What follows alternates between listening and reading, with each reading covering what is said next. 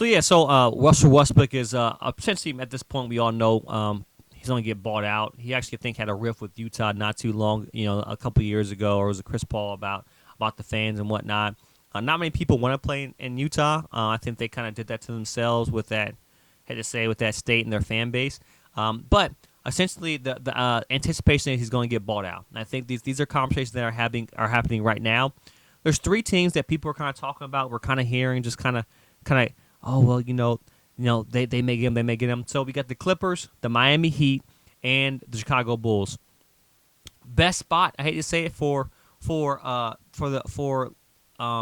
Russell Westbrook will be the Clippers. I think that team with the Clipper and isn't it wouldn't it be fitting if the Clippers got Russell Westbrook, that team that's beat the Lakers the past 10 times, that team that whenever Paul George, Russell Westbrook, Kawhi Leonard, that just hate to say it, they really don't care. They hate the Lakers. Now understand they're sitting at the 6th seed, right? They're behind. They're tied the same exact record with the Dallas Mavericks. They're one game behind Phoenix. They're one game. Two and a half games behind Sacramento, and then they're 4 games, 3.5 games behind Memphis. So 4.5 games behind Memphis. So this team that can get Russell Westbrook can really easily rise to the top. And looking at this roster of the LA Clippers, right now, if you look, of course, you have some, guys that are playing solid right now. You just got what's the guy's name? Eric Gordon, Reggie Jackson, who hasn't been playing great as of late. You have a true point guard that can come in and play some solid games. Like Russell Westbrook. He's your point guy.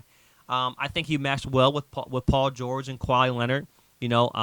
Those guys don't have to play and be primary ball handlers. You have some. Zubac is your center. You have some solid size as well too. I think that in this game today, size is less something we need to worry about.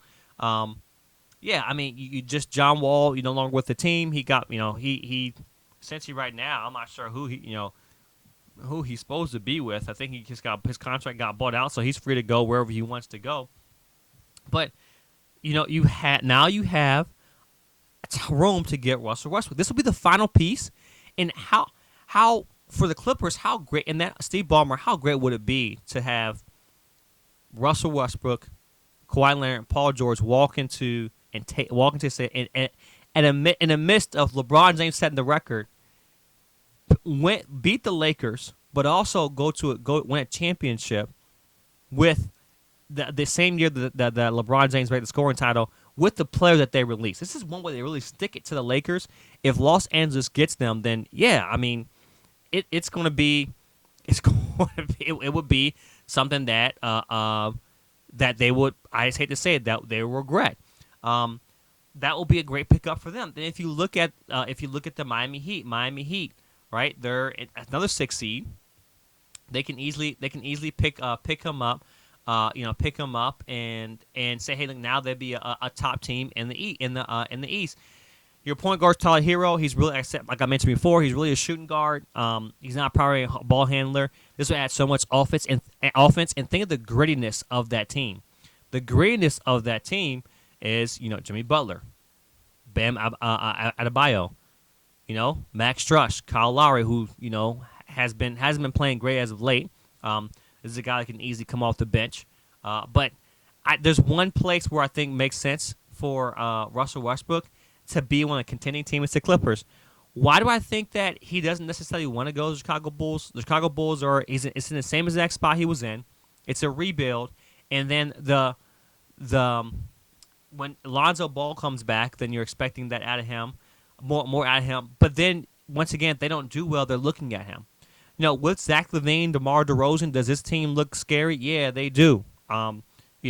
Nikolai Vucevic. You have a good front court that he can kind of be around, and Zach LaVine's a shooting guard, but I think he's more of a small forward. You have a good front court that he can be around. But I'm looking at it right now, and like he could fit, but does that make them a title contender? So what Russell Westbrook is dealing with two things right now. I do think it's in between those particular three teams. why the Clippers make the most sense when it comes to long-term legacy and longevity of being with the team. The Clippers make the most sense. I don't see why he's not a good fit. I think he's a good fit. I think that him and Kawhi kind of have a lot in common just from their personality.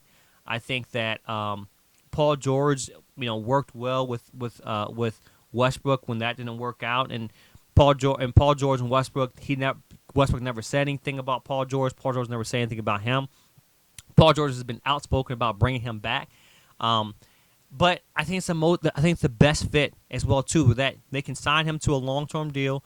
After the season, restructure his contract, have him for long if they do well. I think that's what makes the most sense. Now with the Chicago Bulls, I think it's a project. It's a project, and are they extremely better with Zach LaVine, DeMar DeRozan, and Russell Westbrook? That's a question mark. And with the Miami Heat does this make the Miami Heat an extremely better team with being with the front court being heavy, especially with Victor Oladipo coming off the bench and playing solid as of late? But is this a complete team that can dominate the East? No, I think what makes most sense, and I'm not sure if it's going to happen, is the Clippers. And I think the Clippers want it just as much as Westbrook wants it to stick it to the Lakers. For the past 2.5 years or year and a half, Russell Westbrook has been the scapegoat for LeBron James' failures, the Lakers' failures, Pelinka's failures, Darvin Ham's failures. He's been the easiest scapegoat for, especially two people who don't know basketball who say that. His expectation and what they wanted him to do and how he operated, especially with even last season with the inconsistency. If you look at, I'm just going to pull this up so you guys can see how important availability is. I'm going to pull up Anthony Davis, LeBron James, and Russell Westbrook over the last season and a half to see how many games they played, right? So looking at it, let me pull this up here. I go stats. Of course, I'm using ESPN as a reputable site here. Reputable. All right. But if you look at last year LeBron James played 56 games. The year before that, he played 45 games. All right. So he hasn't played over 70 games since he played every game at Cleveland. Now when he's at Cleveland, he played every game this season, right? Ever since then, 55, 67, 45, 56, 44. So LeBron James isn't available. If you're going to say, hey, you know what? For the season, LeBron James, we're going to take you out of allocation for 26 games in an 82-game season. Yeah, you're not going to win. You're not going to win much. So basically, 26 games LeBron James didn't play last year. Last year, Anthony Davis, 40 games. Year before that, 36. Right? So 62, 36, 40, 33. Anthony Davis has not played a full season. So you're expecting Russell Westbrook to come in and play at a high level, and and Anthony Davis hasn't played didn't play half the season, hasn't played more than half the season since he's been there. And then the other one championship, the short year, right? Now, Russell Westbrook, right?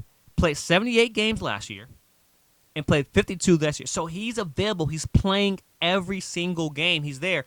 How do you expect him to mesh well with a team when they play less than half the games and you're out there on the court? LeBron James missed 26. AD missed half the games. And this year, AD 33 games. LeBron James 44. Russell Westbrook 52. The expectation for Westbrook was high. He was completely available, and it sucks that he's in this situation. So 110%, love the fact that Westbrook got traded and got out of the situation, and then Lakers can lead themselves to their own demise. They got the rah-rah, for LeBron James. Other than that, I see the Lakers going to be a Lakers of the past.